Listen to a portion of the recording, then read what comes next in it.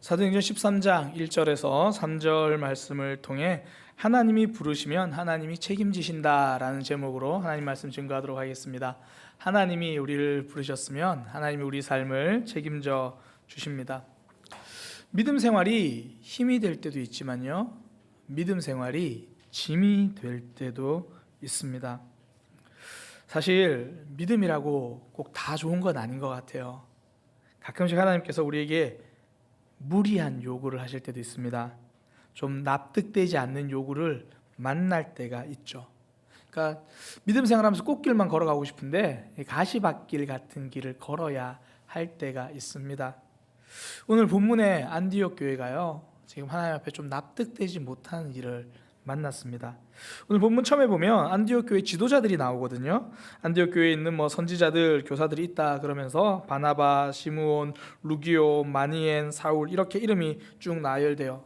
사울 제가 그냥 편의상 계속 바울로 그렇게 이야기하도록 하겠습니다. 그러니까 이들을 통해서 안디옥 교회의 핵심이 누군지를 지금 보여주는 거예요. 그리고 나서 하나님은 그 중에서 바나바와 바울을 따로 세워서 보내라고 그렇게 말씀하십니다. 얼른 보면 그래, 열심히 하나님 나라를 위해 섬기는 바나바와 바울, 하나님이 보내라고 하시는구나 이렇게 생각할 수 있지만요, 사실 이게 안디옥 교회 입장에서는 납득하기 힘든 말씀입니다.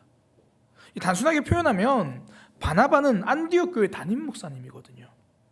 안디옥 지역에 예수님 믿는 사람들이 생기기 시작하자 예루살렘 교회에서 그 바나바를 직접 파송했습니다. 그리고 그 바나바의 모습을 많은 사람들이 칭찬했고, 바나바를 통해서 안디옥 교회가 점점 부흥하고 하나님을 믿게 됐거든요. 바울도 마찬가지죠. 바나바가 안디옥 교회에서 사역한 지 얼마 안 돼서 바울을 데리고 함께 사역을 해요. 중요한 일이 있을 때마다 함께 데리고 다녔던 사람입니다. 한마디로 지금 안디옥 교회의 핵심 인물 바나바, 바울, 그 둘을 다른 곳에 보내야겠다 그렇게 말씀하시는 거예요. 하나님은 왜 안디옥 교회의 핵심 인물을 그렇게 빼가십니까? 안디옥 교회는 하나님이 붙들고 계신다는 의미입니다. 바나바와 바울이 안디옥 교회를 붙들고 있는 것이 아니라 하나님이 그 교회를 책임지신다라는 그 이야기입니다. 바나바와 바울, 가장 핵심적인 그 인물을 뺀다는 것, 그 교회를 버리겠다는 것이 아니라 그 교회는 하나님의 손이 붙들고 있다는 거죠. 요즘은 이제 초등학교가 거의 집 가까이 있잖아요. 아이들이 학교 가는데 크게 멀지 않는 것 같아요. 근데 저는 이제 울산에서 학교를 다녔는데, 제가 다닐 때만 해도 울산은 좀 시골이니까 초등학교를 제가 걸어서요 한 20분 30분 거리 그렇게 학교를 다녔습니다. 아마 많은 분들이 그러셨을 것 같아요. 어르신들 심리 걸었다 이런 분들 빼고요. 그렇습니다. 제가 아는 전선생님 한 분도 그런 얘기를 하더라고요. 초등학교 1학년 때 걸어서 한 30분 정도 거리에 초등학교를 다녔대요. 이제 갓 입학할 때 그때는 입학식 때 부모님이 같이 가잖아요. 근데 중요한 건 입학식 다음 날이에요. 이제 혼자 학교를 가야 되는데, 그래도 좀 다행인 게 형이랑 누나가 있었대요. 그런데 형이랑 누나가 이 코찔찔이 막내를 데리고 가고 싶지 않은 거예요. 혼자 먼저 가버렸어요. 초등학교 1학년이 이제 혼자서 그 작은 다리로 터덜터덜 학교로 이제 가기 시작했습니다. 한참을 가는데 아무리 가도 학교가 나오지 않고 같은 곳만 뱅뱅 돌고 있는 그런 느낌이 들어요. 길을 잃었다는 무서움도 있고, 혼자라는 서러움도 들고, 학교 가야 되는데 못 가고 있다는 그런 무섭고 두렵기도 하니까 그냥 울어버린 거예요. 그때 뒤에서 수준아 그러면서 부르는 소리가 들리더라는 거예요. 보니까 뒤에 엄마하고 아빠가 따라오고 있었던 거죠. 그러니까 제법 먼 거리를 이 막내 혼자 갈 수 있을까 그러면서 그 막내 뒤를 따라오셨습니다. 근데 뒤에서 보는데 저놈이 지금 다른 골목으로 들어가는 거예요. 불러 세울까 그러다가 혼자서 길을 찾아가겠지, 그래도 우리가 뒤에 따라가니까 그렇게 계속 간 거예요. 막내가 낯선 골목으로 들어가는데도 중간에 불러 세우지 않은 이유는요, 혼자 가는 길이 아니기 때문입니다. 뒤에서 부모님이 잘못된 길도 책임져 주시겠다는 거죠. 하나님께서 바나바와 바울을 그렇게 안디옥 교회에서 빼서 다른 데 보내시겠다는 건요, 하나님이 안디옥 교회를 붙들고 책임지고 계신다는 거예요. 예수님께서 제자들을 파송하실 때의 모습도 보면 그래요. 예수님 제자들과 함께 다니시다가 딱 한 번 제자들을 따로 파송해서 전도 사역으로 보내실 때가 있거든요. 그때의 모습을 성경은 이렇게 묘사합니다. 예수께서 12 제자를 불러 모으사 모든 귀신을 제어하며 병을 고치는 능력과 권위를 주시고, 예수님 없이 따로 보내시는 줄 알았는데 예수님의 능력을 들려서 보내시는 거예요. 어려운 길 가라고 하시는데 알고 보니 그 어려운 길 감당할 수 있는 능력도 같이 주시는 거죠. 믿음의 길은 혼자 가는 길이 아닙니다. 하나님과 함께 걷는 길입니다. 안디옥 교회, 바나바와 바울이 세운 교회가 아니고요, 하나님이 세우신 교회입니다.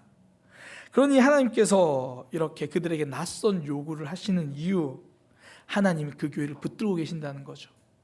하나님께서 우리에게 새로운 요구를 하실 때가 있습니다.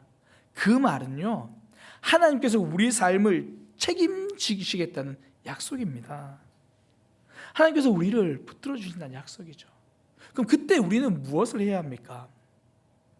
하나님을 기대해야 하는 겁니다. 상황을 계산하는 게 아니라는 거예요. 상황만 계산하면요, 바나바와 바울 절대 못 보냅니다. 뭐 바울은 그렇다고 쳐도 바나바는 안디옥 교회에 남아 있어야 되잖아요. 바나바를 통해서 많은 사람들이 하나님을 만났고, 바나바를 통해서 지금 안디옥 교회가 그리스도인이라는 그런 별명까지 가지면서 부흥하고 있는데 100번 양보해서 어쩔 수 없이, 그러면 뭐 바나바는 보낼 수 있다고 쳐요. 그러면 바울이라도 남아야 되잖아요. 상황을 계산하면요, 성령님의 말씀을 따를 수가 없습니다. 요즘 뭐 회사를 경영할 때는 사실은 상황이 굉장히 민감해야 되거든요. 뭐 요즘 동네 작은 밥집 앞에도 이 배달의 라고 하는 이 민트색 간판이 이렇게 세워져 있어요. 어떨 때 지나가다 보면, 야, 이런 집도 배달이 되나 싶은 그런 작은 밥집 앞에도 이 배달의 뭐 이런 이제 그 민트색 이 간판이 세워져 있더라고요. 심지어 칼국수도 배달되는 거 아세요? 칼국수 주문했더니 칼국수하고 국물이 따로 이렇게 오더라고요. 사람들이 요즘 시대에 식당을 찾아가지 않으니까 금방 민감하게 반응해서 음식이 직접 찾아가겠다라는 거죠. 경영은요, 상황에 민감해야 살아남습니다. 믿음은 반대예요. 원래 중요한 것일수록 민감성 대신 우직함이 필요합니다.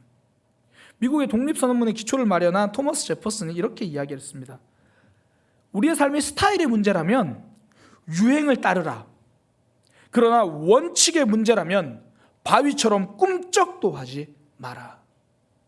원칙과 본질의 문제는요, 민감성을 따를 수 없습니다. 하나님이 아브라함에게 가나안 땅으로 가라고 하셨잖아요. 아브라함이 거기 도착했더니 기근이 생겼어요. 힘들어졌어요. 그 상황에 민감하니까 약속의 땅을 포기하고 애굽으로 가버립니다. 원래 한 가지 말씀에 순종하려면요, 100가지 변수가 따라오기 마련이에요. 이 성경의 씨 뿌리는 비유를 보면 선명하게 알 수 있잖아요. 예수님이 말씀을 듣고 열매 맺는 거를 씨 뿌리는 비유로 말씀해 주잖아요. 뭐 씨를 뿌렸는데 뭐 그 씨가 도착한 밭이 한 4군데라 그래요. 뭐 길가에 뿌려진 씨앗은 말할 것도 없고요. 뭐 제대로 뭐 심겨지지도 않았으니까 그건 생각할 것도 없고, 뭐 또 다른 밭, 돌짝밭, 흙이 조금밖에 없어가지고 조금 싹이 나다가 말라버려요. 예수님은 그 밭을 염려하는 밭이다, 그렇게 말씀하시거든요. 말씀을 들을 땐 기쁨으로 들었대요. 눈물도 흘리고 깨닫기도 하고 와닿기도 하고. 그런데 이 삶의 이런 걱정 저런 걱정 때문에 그 걱정이 민감하다 보니까 말씀이 삶으로 열매 맺지를 못하는 거예요. 세 번째는 가시덤불 이야기하셨거든요. 가시밭에 떨어진 씨앗은 유혹받는 씨앗이라 그렇게 이야기하세요. 처음에 좀 자라다가 유혹이 오고 어려움이 오면 거기에 넘어진다라는 거예요. 유혹에 민감하게 반응해버리는 거죠.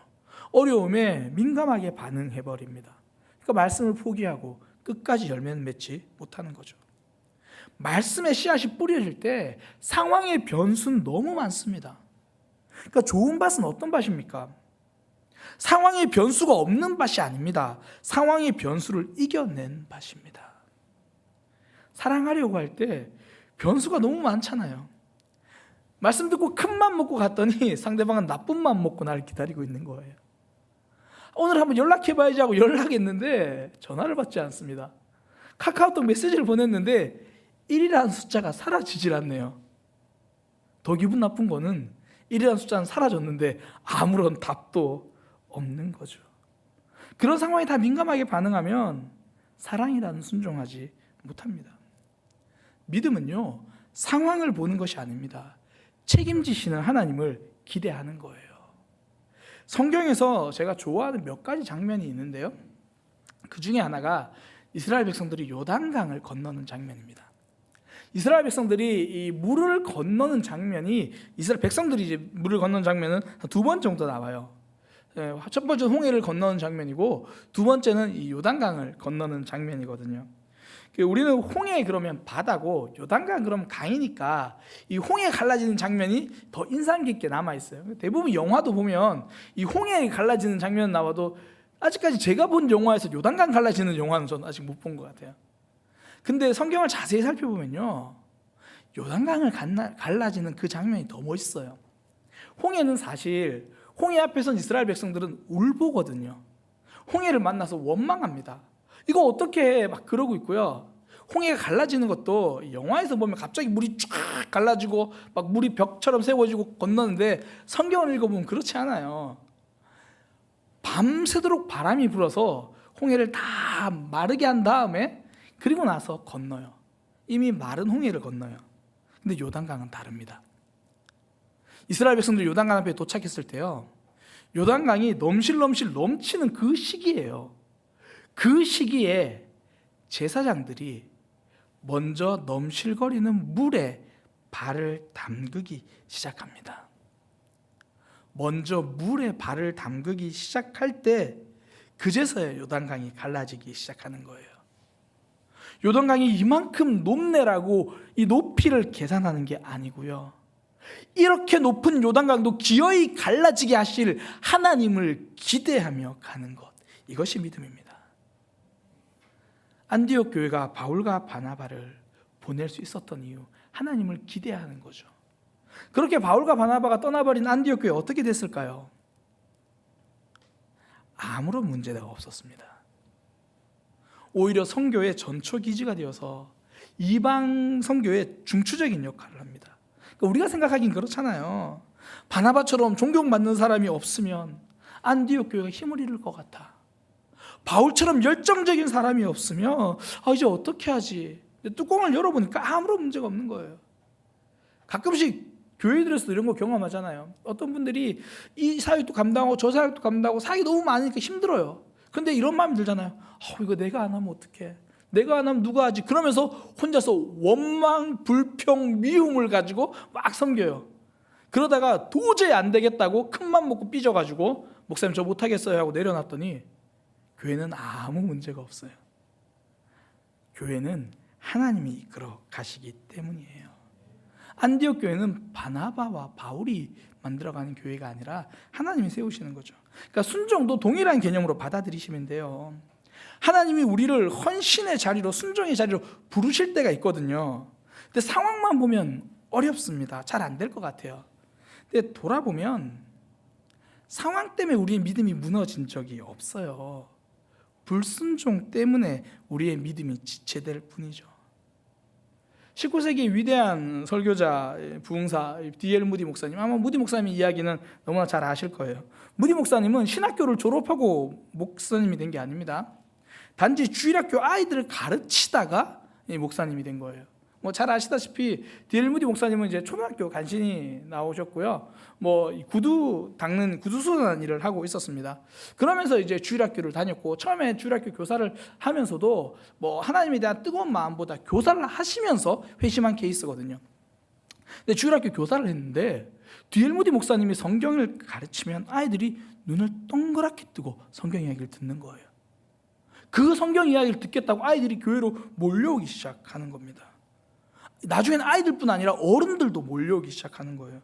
그렇게 시작된 D.L. 무디 목사님의 성경 이야기는 결국, 그러니까 D.L. 무디 교사죠. D.L. 무디 선생님의 성경 이야기는 나중에 그를 신학교도 졸업하지 않은 설교자로 만들어냅니다. 잘 배우지도 못한 D.L. 무디 목사님, 눈앞의 상황만 봤으면, 나의 학력만 봤으면, 거기에 민감하게 반응했으면 주일학교 교사도 제대로 하지 못했을 거예요.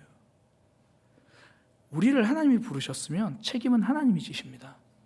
상황에 민감한 것이 아니라 하나님을 기대하는 거죠. 그때 하나님은 우리의 삶을 놀라운 기적으로 만들어내십니다.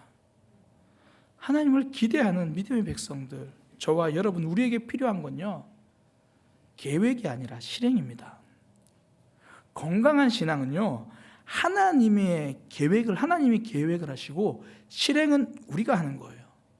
안디옥 교회가 함께 기도하니까 성령님이 그 계획을 발표하시잖아요. 안디옥 교회는 단지 바나바와 바울을 파송하는 실행을 할 뿐입니다. 잘못된 신앙의 특징이 뭐냐면 계획은 내가 하고 하나님 보고 실행해달라고 하는 거예요. 하나님, 이번에 건물 지을 겁니다. 교회 건물 지을 거예요. 계획을 내가 해요. 그러면서 하는 게 하나님이 재정 채워주실 줄 믿습니다. 그러고는 교회 재정의 몇 배나 되는 건축을 하기 시작합니다. 계획은 내가 세우고 실행을 하나님 보고 해달라고 하는 거죠. 잘못된 신앙입니다. 교회 건축 자체가 하나님의 뜻이 될 수 없죠. 그거 자체가 하나님의 계획이 될 수 없습니다. 하나님 나라 확장이 하나님의 계획이고 뜻이죠. 건물은 그냥 필요하면 확장하면 되는 거예요. 우리 교회도 마찬가지입니다. 지금 이제 2층까지 같이 예배드리고 일부 예배 드리니까 그렇지만 뭐 성도들이 평소에는 가득 차잖아요. 그러면 우리는 건물을 언제 지으면 돼요? 언제 바꾸면 돼요?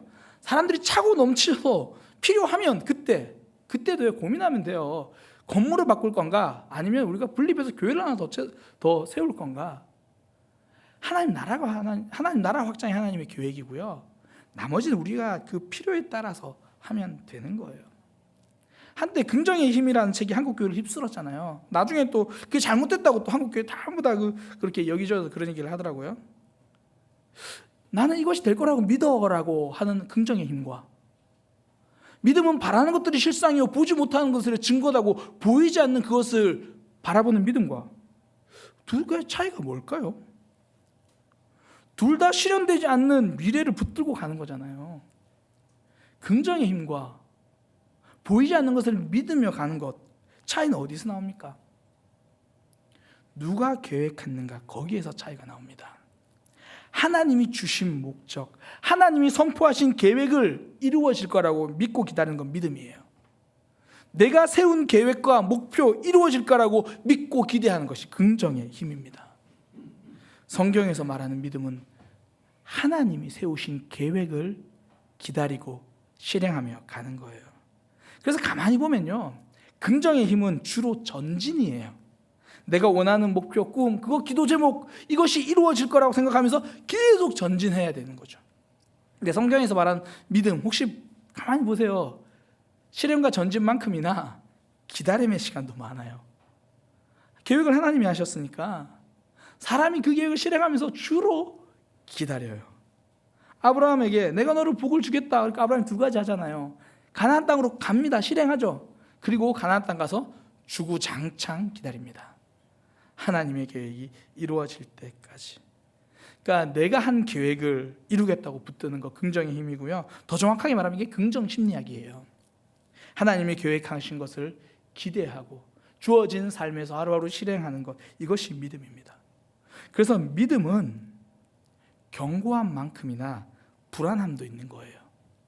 내가 치밀하게 계획했으면 덜 불안한데 하나님이 크게 계획하시고 그때그때 알려주시니까 상황이 불안하거든요.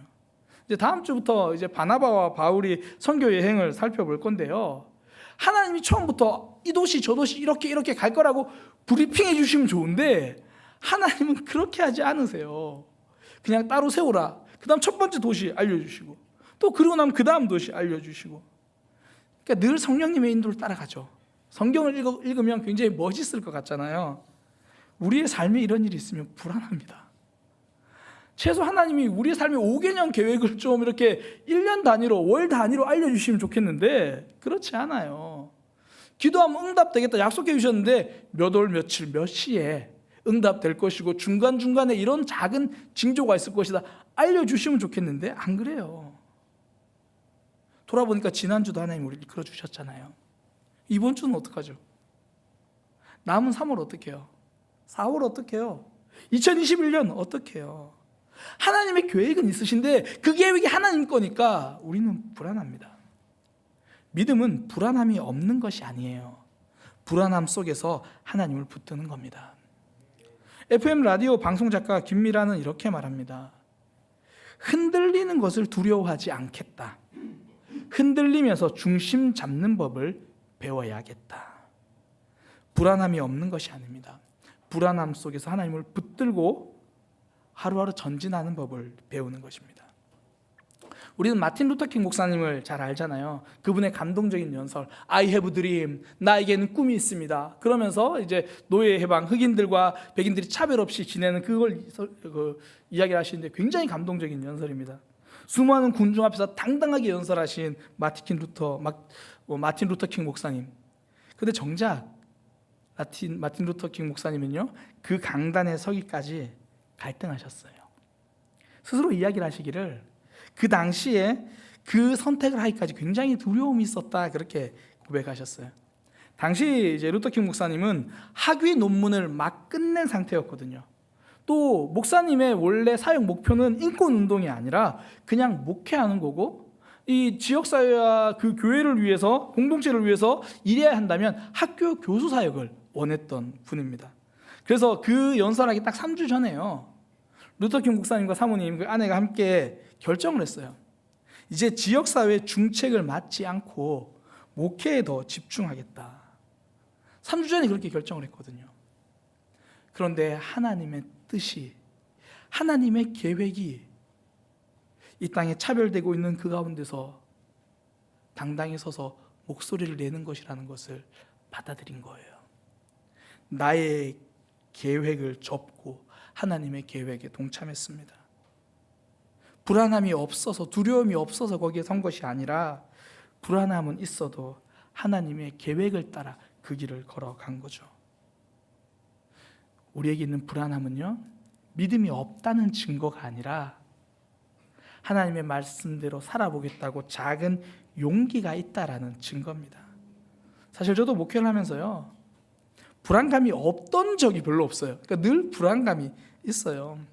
지난 이제 2020년 하반기에 온라인으로 훈련학교 시작했잖아요. 제가 한번 말씀드린 적이 있는 것 같은데 처음에 온라인 훈련학교 시작할 때요, 이거 참 잘 될 거야 이런 확신은 정말 하나도 없었어요.